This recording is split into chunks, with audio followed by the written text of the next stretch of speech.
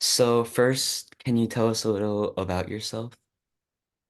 My name is Michael Pisaro-Liu. I am what I still think of as an experimental composer living in California, and I teach at the California Institute of the Arts. Great, thank you. So first, I just wanted to talk about your piece, Fields Have Ears. So, when composing a piece like this, do you typically begin by composing the solo music and then integrating the field recordings, or do you start with the field recordings and then compose the solo part around them? It's a good question. The Fields Have Ears is actually a series of 11 different pieces at this point. Hmm. So they're all different. Not all of them have field recordings. Right. I'm guessing you're referring to the first one, which is piano and four-channel field recordings. Right. Um, yeah, it's always different. I've used field recordings in quite a few pieces over the years. And in some cases, the performers are instructed to make field recordings nearby or in a specific kind of location. In other cases, I provide them. So this particular instance, I made these field recordings first. It wouldn't have to be that way, but that's how that piece began, specifically with the idea that I would have a four-channel quasi field in the concert hall. Um, and then the piano part there came afterwards. It's not actually derived from the field recordings. Theoretically, it could have been made independently, but I did do it after I made the field recordings. So what drew you to these specific sounds, and did it in any way inspire the composition of the solo music, the piano? Yeah, I made those in an area near where I live. I live north of LA, and it's sort of a kind of mountainous, more countryside region. That area in Val Verde is very much in the hills. I kind of knew that I would get grasses and winds and this sort of relatively uninhabited mountain valley atmosphere. I didn't know I was going to use it for a piece, really. A lot of times I go and I make field recordings without knowing exactly what I'm going to do with them. Um, so I was really happy. I had an Omni mic, and I made four separate recordings in four separate directions. That was really what got the whole thing started. And I was really happy with how that sounded in four channels. Um, but there's also in the actual track, there's white noise and there are sine tones. Those were derived in some way from the field recording, from the frequency range and from the kinds of white noise that are in the sound of the field. The piano part more or less traces the kind of notes that are already in the sine tone part. It doesn't actually react specifically to the field recording. That was pretty critical for me in that piece, is that it would not. Um, I didn't really want anything that would imitate or be exactly derived from the field recording itself. My thought was that the pianist was a little bit like somebody hiking in this region and looking for things rather than responding to things. Great. So, I know your compositions often blend silence with sound in unique ways. So, could you share with us what initially inspired you to explore this path in your music and how you approach this process of adding silence to your compositions? That's kind of a big question, but I'll give it a shot. Um, the the initial impetus for me, as I guess probably for a lot of people who by now have also used silence in pieces, was of course John Cage's 433. Right. It's interesting to me that Cage, as far as I know, never used an extended silence in another piece by intention. There are silences, of course, in other Cage pieces, but there's something about the fact that that piece was never, it wasn't clear how you would pick up from a silent piece. That to me is totally understandable. And so I had started using silences kind of in the mid 80s or so. I was really fascinated by this. Um, but then I came across my friends in this, at the time, totally unknown movement called Vondelweiser. Absolutely by chance, I came across them. And some of them were moving much further than I had in that direction. And so, sort of having had this experience a bit in my background and then meeting up with people who, like me, felt that that silence was not just an abstract concept. In fact, that was the least interesting thing about it. Its use as musical material. Um, and so it was those two things basically that got me started. And for I guess that was close to 35 years ago now.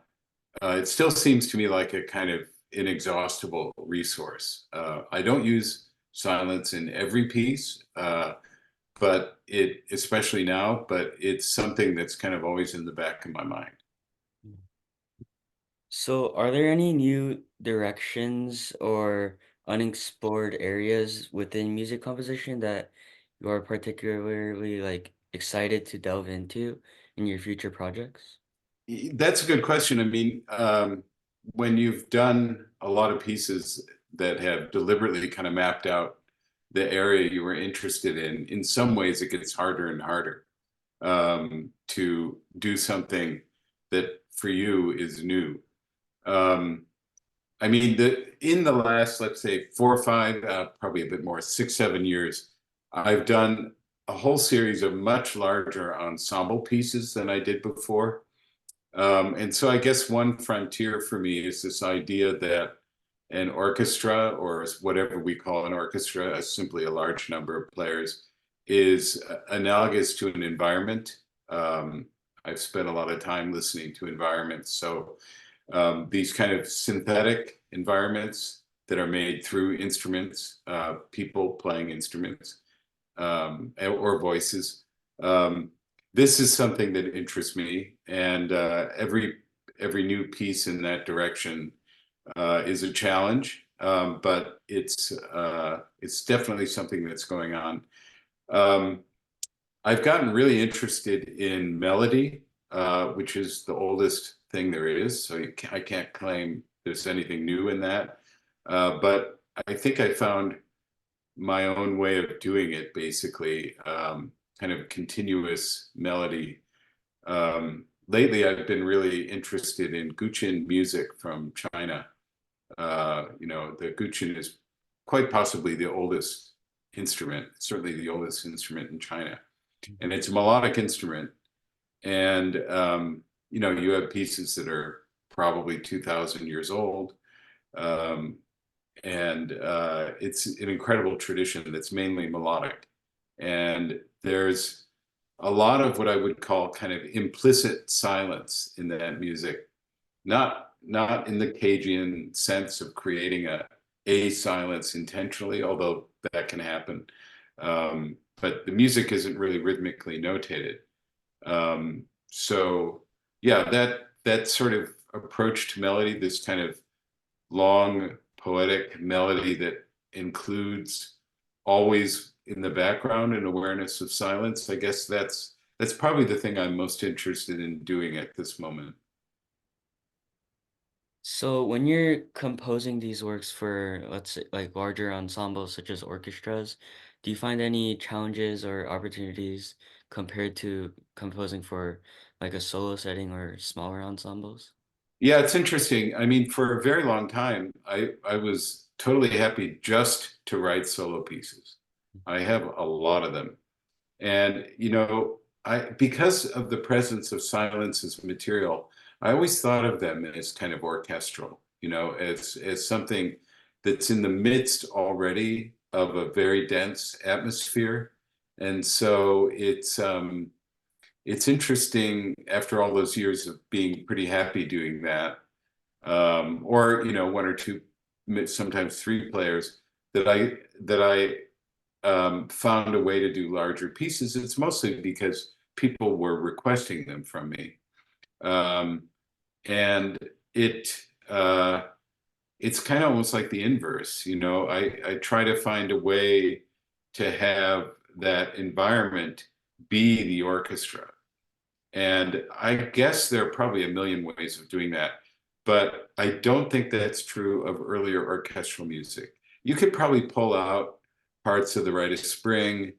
Um, Maybe there's a great piece, one of the five pieces for orchestra by Arnold Schoenberg, called Summer Morning by the Sea. Maybe some Xenakis, Ligeti. I mean, there are, for me, from my perspective, there is a kind of increasing, very slow building tendency to think along those lines. But for me, the breakthrough there was writing a piece for 100 percussion players. And this is not a very pitched piece. And it's 100 players playing quiet noises. And this for me had something like the density of silence. So that's yeah, that's always a new problem, because different instruments, different kinds of ensemble, different degrees of expertise. It's always yeah, there's always something interesting to do there, I think. Right. So how is technology, especially in the field of electronic music and digital sound processing, influenced your composing methods and also the final outcome of your pieces? Yeah, there's two different questions. The first one, I mean, I studied computer music in the 80s when it was all programming on a mainframe, Mhm. and it was so arduous to get any sound. Uh, I just wasn't very interested in it. I wasn't interested in the outcomes that I heard either. And so I did mostly acoustic music for the first 20 or so years I was writing music. The real hinge point for me was a very simple piece of technology, which is a recording device. So I guess with the stimulus of some of the great field recording or musique concrète pieces from mid-century onwards, and then the kinds of things that Alvin Lucier was doing. I Am Sitting in a Room, that great famous piece of his. I started to feel like, well, okay, I got interested in recording what I thought of were silences, that is landscapes, 10-minute recordings of landscapes. Now that's a not very complicated technology. I mean, in the late 1990s, early 2000s, you didn't have, it wasn't easy to get portable field recorders. In fact, I was recording onto DAT tape, digital audio tape, which is long gone. But so the technology wasn't exactly advanced, but it was not something that was as easy to come by as it is today.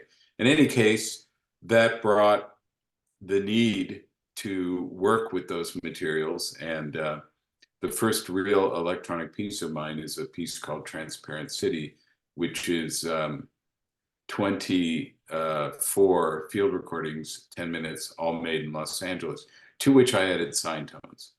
And so that was the next layer. Again, extremely basic. Any program pretty much can generate a sine tone at specific frequency. And I was happy with that for years, actually. But bit by bit, I started working a bit more with some of the digital tools, filtering, and obviously editing is always interesting. Um, but I'm not really a computer musician, to be honest with you. So the use of technology is, not super advanced. I learned Max at some point and enjoyed it, but it's really this in the electronic work.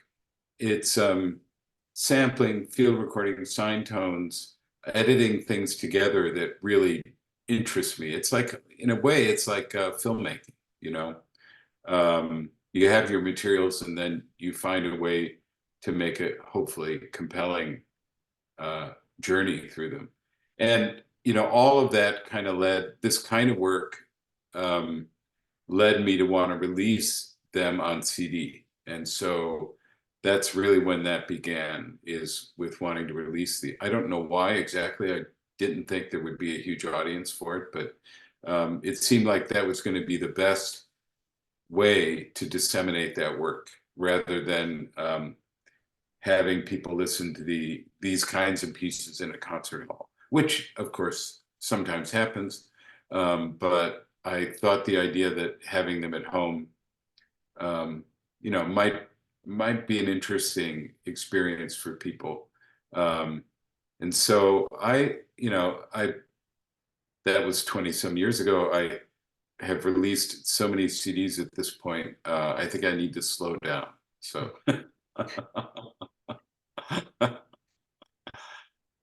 So as technology gets more advanced, with artificial intelligence, of course, what's your vision for the future of this technology and using it for composition?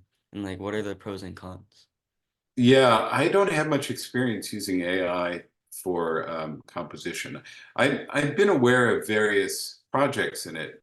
In fact, when I was in high school in the 70s, I had a very good friend, ended up going to MIT in electrical engineering. The two of us did a paper on artificial intelligence in 1978 in high school. So it's been kicking around in my head for a very long time. We weren't thinking about musical applications. It was really this question of what constitutes intelligence that fascinated me. Um, there was a guy named David Cope who was designing algorithms for music that was meant to kind of imitate J.S. Bach. Uh, he was really good at it, but it never sounded quite like Bach to me. But it got pretty close.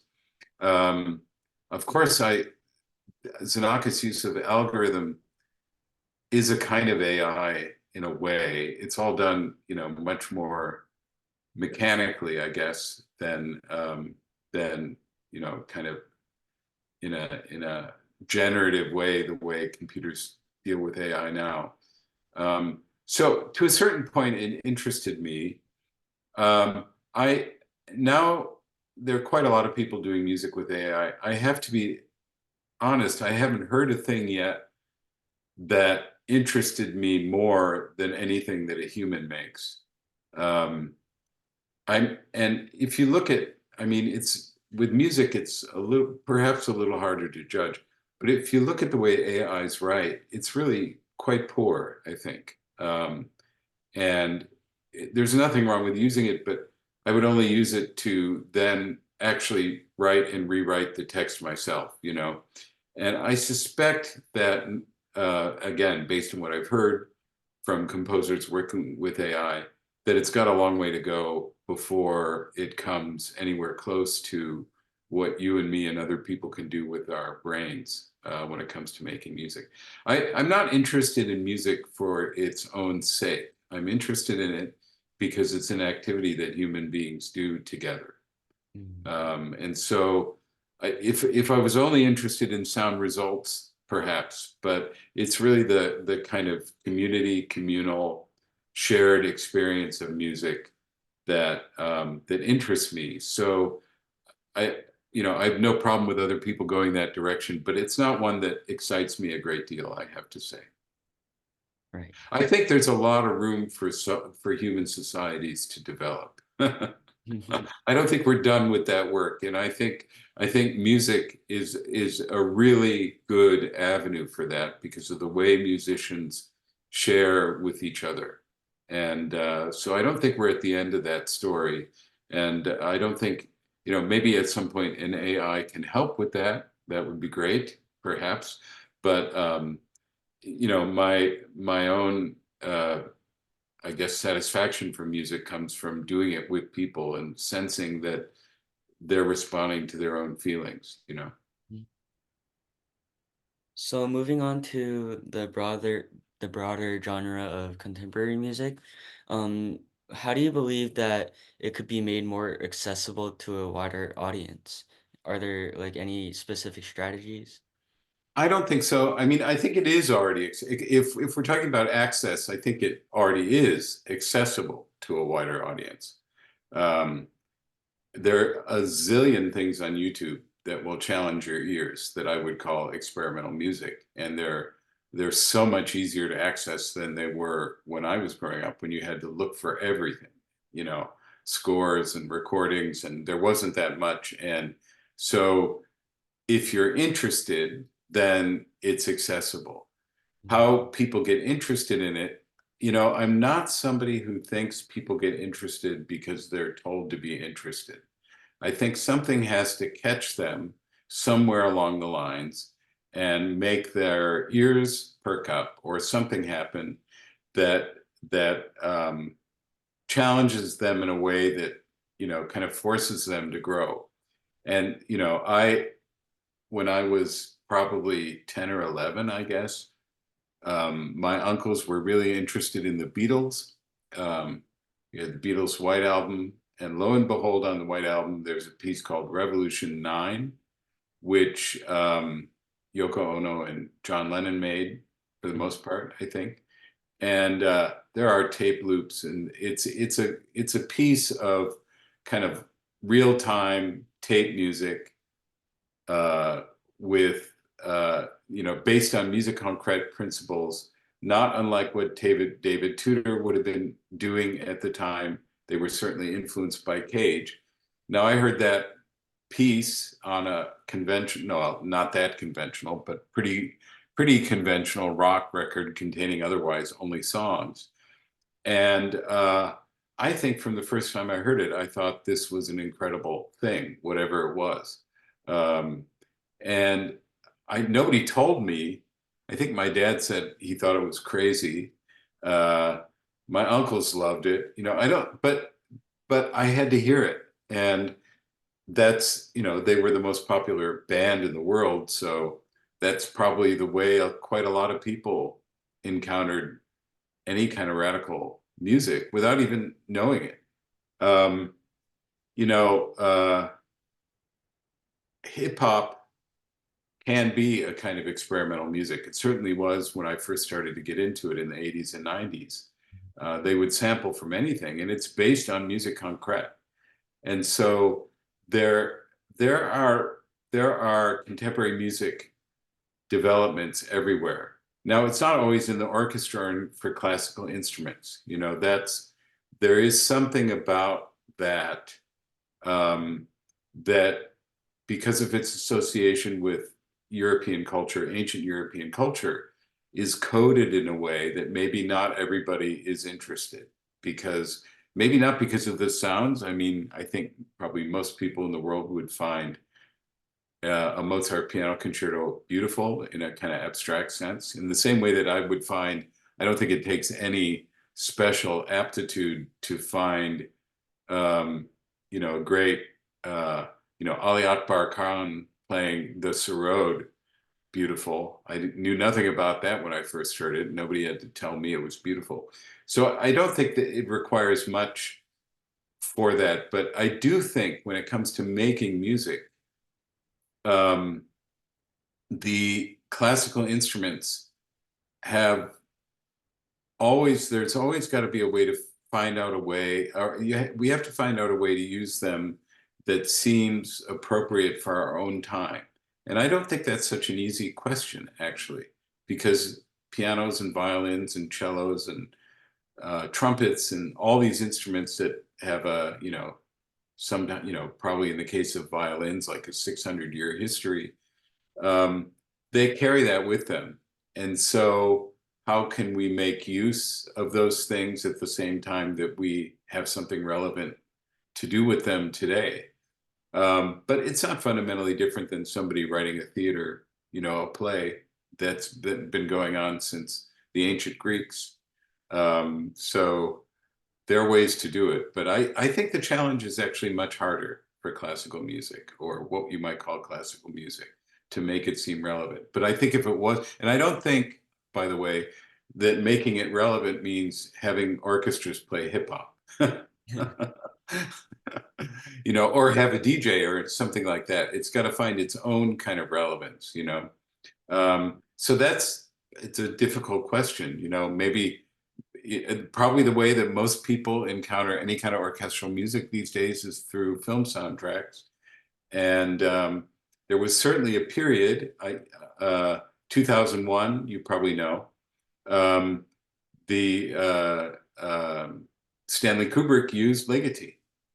And you have the Ligeti Requiem and Lux Aeterna and Atmospheres, and that was about as avant-garde as music could get at that point. And I imagine that that was an avenue, and it somehow fit perfectly this very contemporary image world that Kubrick was interested in.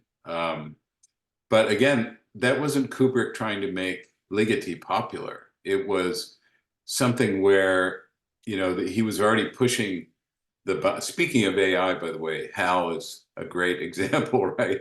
Um, the the he was already pushing the boundaries of what you could imagine, along with Arthur C. Clarke in the future. And so he was reaching for the music that to him sounded most like the future. And that happened to be at that time Ligeti for him. So maybe there's stuff out there like that today. Um, and but it has to seize the imagination somehow. So I don't think it's just introducing people. Obviously, that's the first thing you do, is try to introduce people to the music. But I think at some point the music has to claim their attention in a way that feels, like I said, relevant. So, a lot of music students don't really know how to start or like understand like modern contemporary music. Do you have any tips for them? Other than listening, not really. I think it's accessible. I think the good contemporary pieces right up to today are accessible to the ears. Mm-hmm. I think that the ears will often lead people in the right direction. Now that there's a long distance between, so listening, finding out the things you like, pursuing them, going beyond, like I said, this is the case for me. If I hear Ligeti when I'm 13 or 14 and I think that's the coolest thing I ever heard, it doesn't stop there. It's I did some research on it and tried to figure out how was that music made. Um, so there's a lot of composition, to tell you the truth, that is autodidact. Somebody finding out what they like and learning how to do it, teaching themselves how to do it. I do think, though, in my experience when I used to teach high school classes, when I was at Northwestern, we had a summer class for high school composers. I think being in an environment where, this kind of music is being played and you're writing it with other people doing it is the fastest way to learn.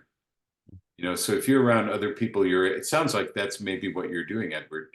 If you're around other people your age who are all interested in this kind of music, you're writing it for each other and studying it, that I've never seen anything no matter how good a teacher is, the student won't develop as fast as if they're in a kind of community where that's happening.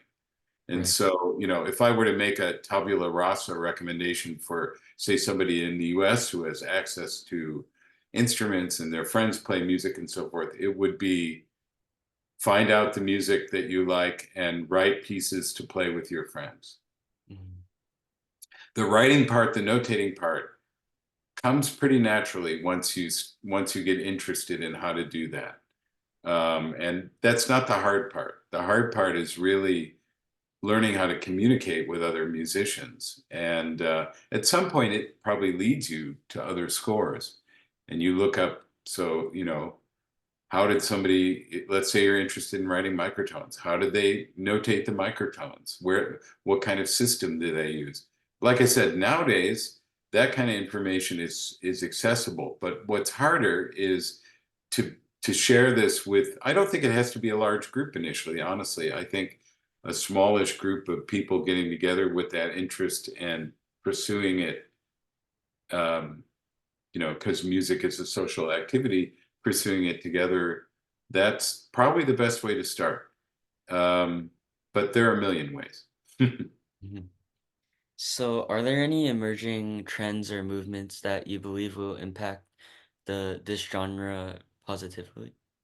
I've been asking myself that for the last, ever since COVID more or less ended. And I don't know right now. I really don't. I'm trying to be honest because I mean, I've been around a long time. I've had many, many students, and so it takes a lot at this point to surprise me, I guess. Uh, I want to be surprised, and I see a lot of things that are hopeful, just in terms of interesting activities that are going on. But I don't know the answer to that. I really don't. I want to wait and see what that is. Uh, I'm not confident enough that anything I've heard in the last 5, 10 years is something I would qualify as the next thing. We kind of, AI would be an answer a lot of people would give you. Once, uh, uh, it's very interesting. My son, who's also a composer, he's interested in this, in the, I think it was called The Backrooms. It was a YouTube series made by a young guy who mostly just took a video camera into office buildings. I don't know if you've seen this. Yeah, yeah. And it presents a whole alternative world that's just around the edge of the everyday world. And that I thought, okay, that maybe that's been done a million times, but our everyday world is so familiar to us now. And we live in the commodification, basically the whole world capitalism has made things way more self-similar than they were, you know. And I haven't traveled over the whole world. I'm sure there's plenty of exotic places still. But in the world that most of us exist in day to day, those of us making art, the Western world, we see so much of the same thing. And it's a pretty boring world, you know. The office building, I was just down at the campus at UCSD in San Diego, and they're building these new kind of anonymous science looking buildings, and it's horrifying to me. It's like the creation of non-places, and this backrooms takes the non-place, and it somehow shows behind the screen there's something horrible going on. And I thought, I wonder what that would be in music, to be honest with you. So I think if I was not kind of already on my own path and looking for a way of posing myself a really difficult question, that's one that I would be interested to know the answer to. So finally, what advice would you give to aspiring composers, especially those interested in experimental and contemporary music? Yeah, that I think the best advice is what I gave you, Edward, which is really make it with your friends. Make the music with your friends. Write pieces for them, play the pieces with them. You will learn so much that way. Um, you live in the East, in Connecticut, did you say? New Jersey, Oh, New Jersey. So are you far from New York City? like maybe like 15 minutes, very Yeah, close. okay. So you have access to places that you can go hear experimental music play. Have you ever been to Issue Project Room? No. That's a great place in Brooklyn, for instance, where they have interesting programs all the time. There's an underground scene in New York, as there has been for the last 80 years. So um, I'm only there periodically, so I don't always know where it is. But I think this combination, going out and hearing stuff played, it's probably not going to be the New York Phil, it might be, but it's probably more likely to be a place nowadays in Brooklyn or even Queens that, hopefully your parents will let you go there and with friends and, check out new things that are going on. I think that's stimulating. And you might not like some of it, you might love some of it, but it'll you're going to hear music that hasn't been recorded yet. And that the environment counts for a lot, so a performance environment where people are really into it can make a big difference. So it's really those two things that I think would be the best things for a young composer to do. When I was growing up in Chicago, we had the AACM, the Association for the Advancement of Creative Music, which grew out of free jazz, but was a composed experimental music, sort of from that tradition or growing out of that tradition. And when I was a teenager, I couldn't get enough of that because that was the most radical thing I could hear in Chicago at that time.